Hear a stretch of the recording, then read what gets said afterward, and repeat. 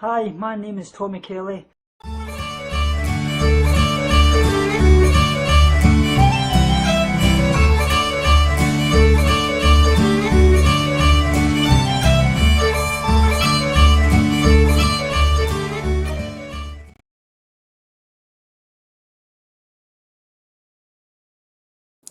So guys, welcome back to another video, and I'm your host, Triple T, Tofu Tommy, Tofu Turbo Tommy, Turbo Time, Turbo Time, Turbo Turbo Turbo Time.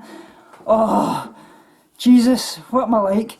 Anyway, it's my Go Vegan series, and it's part 2 of why canine teeth doesn't make us a meat eater. So number 5 is the camel fangs. Like I say, camels are herbivores with an average lifespan of 40 years. They eat foliage, dry grasses and desert vegetation, mostly from thorny plants like I say. Sharp canine teeth in both the upper and lower jaws enable them to obviously crush woody plants for food. So like I say, that's another one that basically reinforces this message as well.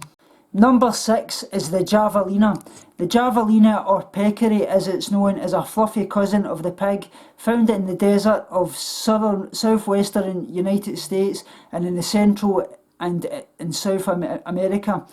Let's say primarily herbivorous javelina eat a variety of native plant foods, including agave, mesquite beans, prickly pear, roots, tubers, nuts and other fruits and vegetations.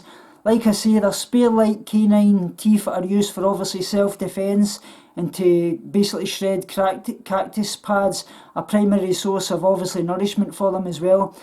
Let's say thanks to the little furry pig for demonstrating once again that obviously plenty of primarily plant eaters have canine teeth, even huge, fierce, stabby ones like them. So like I say, that's number 6 and another one that absolutely reinforces this message. Obviously as well, going on to obviously the comparative anatomy, like I say, basically as well, carnivores and omnivores obviously share a number of physical attributes that obviously make them well suited for obviously killing and obviously tearing apart their prey. Like I say, they have a wide open mouth relative to head size, I say a simple jaw joint that obviously operates in a stable hinge for obviously effective slicing, but which is ill suited to obviously side to side motion. And like I say, obviously as well, dagger-like teeth spaced apart to obviously avoid trapping stringy debris. Let's say they also have sharp claws.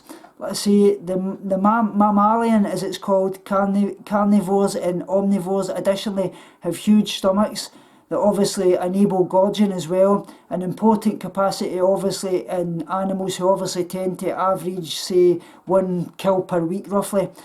Let's say obviously these animals obviously have a very low gastric pH, which means that their stomachs are very acidic basically. Let's say this enabling them obviously to break down of highly concentrated protein, as well as obviously killing of dangerous bacteria that typically colonised things like decaying fish and things like that as well.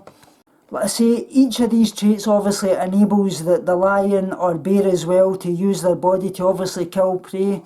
Let's say herbivorous animals, by contrast, basically have fleshy lips as well, a small mouth opening and a thick muscular tongue as well. Let's say a far less stable way in crushing and grinding obviously way of doing it, and obviously chewing as well. Let's say their mobile joint, basically jaw joint, obviously facilitates chewing, crushing and grinding. Let's say herbivorous obviously generally lack sharp claws as well.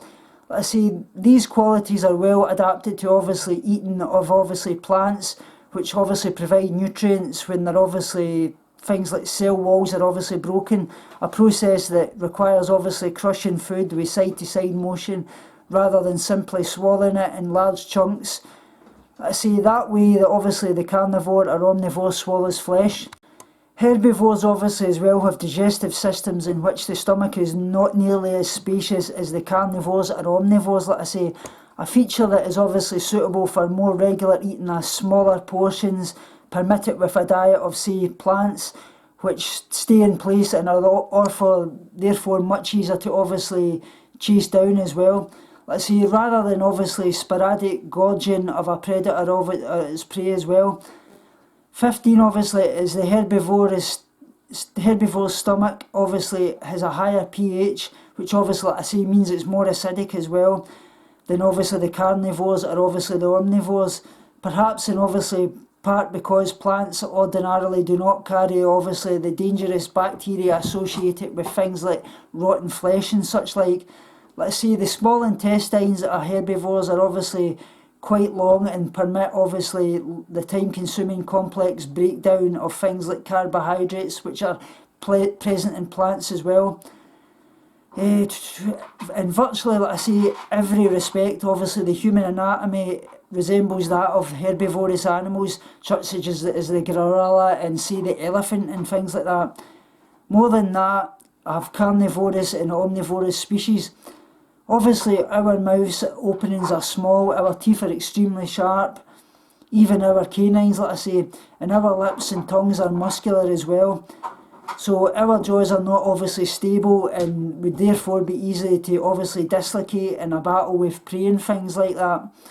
Like I say, but they are quite mobile and they allow obviously side to side motion that facilitates the crushing and grinding of plants. Obviously as well, our stomachs are more acidic, which is a great fact that obviously becomes silent around things like Thanksgiving and Christmas, when even slightly undercooked dinners or turkey flesh result in many cases of things like food poisoning from things like the illness causing bacteria that easily survive in our stomachs. Like I say, like herbivores and obviously unlike carnivores and omnivores as well, we have long intestines enabling obviously the digestion of things like complex carbohydrates, a process that basically begins in our mouths where like the committed herbivores, like I say, have carbohydrate digestive enzymes as well. So like I say, does any of this actually mean that people are incapable of eating and digesting animal products? Of course it doesn't, like I say, but with weapons to kill animals, we do not need dagger teeth, and with fire to cook flesh, we can usually avoid the pitfalls of things like the stomach that is ill-equipped to kill the pathogens that obviously populate raw flesh. So despite our flexibility and accommodating animal-based foods, however, like I say, it is nonetheless remains clear that we're automatically well suited to eat plant-based foods. Animal-based foods, like I say, are unnecessary for us and they can carry significant costs and risks. While it is obviously beneficial to have complex plant carbohydrate in your diet that slowly make their way through your lengthy and small intestines, the same obviously cannot be said for obviously rotten flesh and animal meats that in intestines were extended for longer periods of time as well.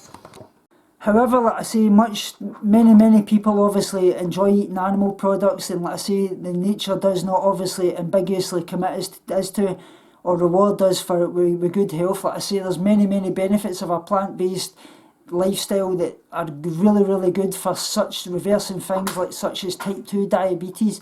Obviously as well, meat eating obviously does a lot of things like heart damage. Obviously you've got the risk of cancers and things like that, but like I say, that does not make meat eating mean that you're actually going to have these things. It can run in the family and things in that as well.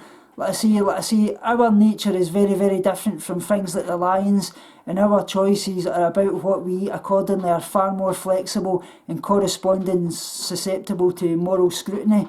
Like I say, we have another choice, basically, indeed a more healthier choice, for which our anatomy and obviously physiology amply equip us. Like I say, we cannot simply invoke nature to justify what we do.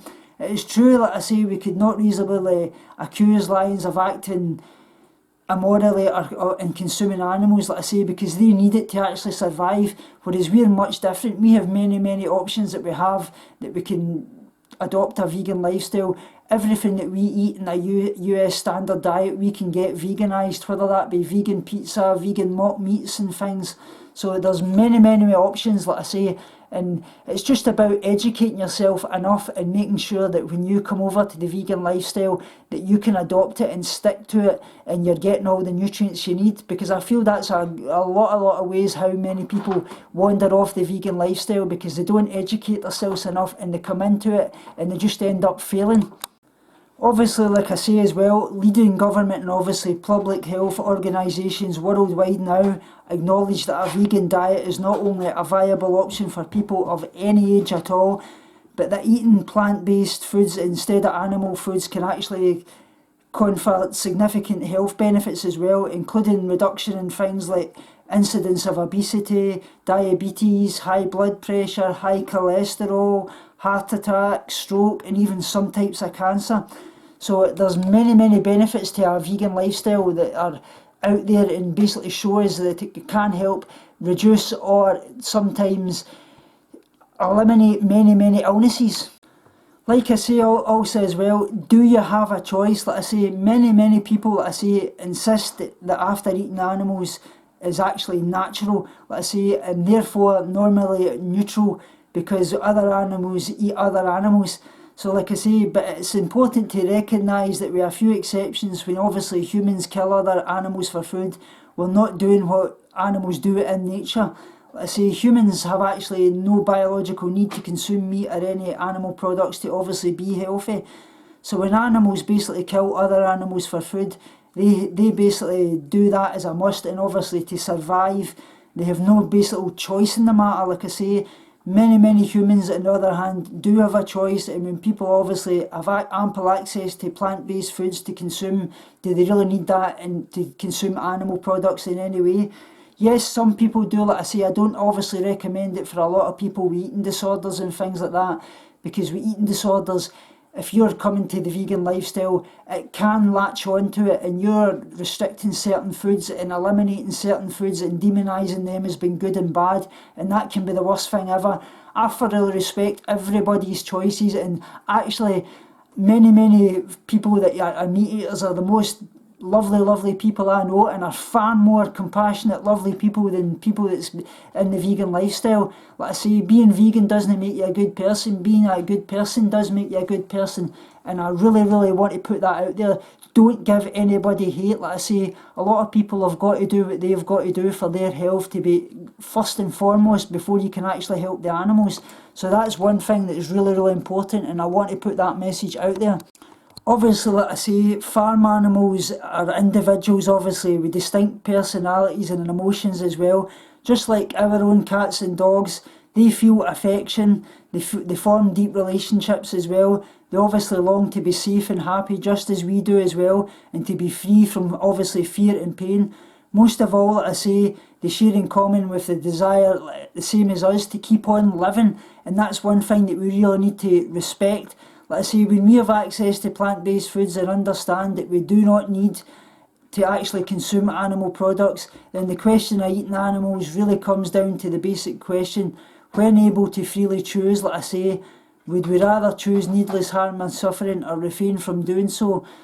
But like I say, it also comes to the part of health that a lot of it is to do with can you do it, with the health that you have. And like I say, many people with cancers and things like that, eating disorders and much more, and even deficiencies in vitamins and things like that, they can't go vegan. So please respect that.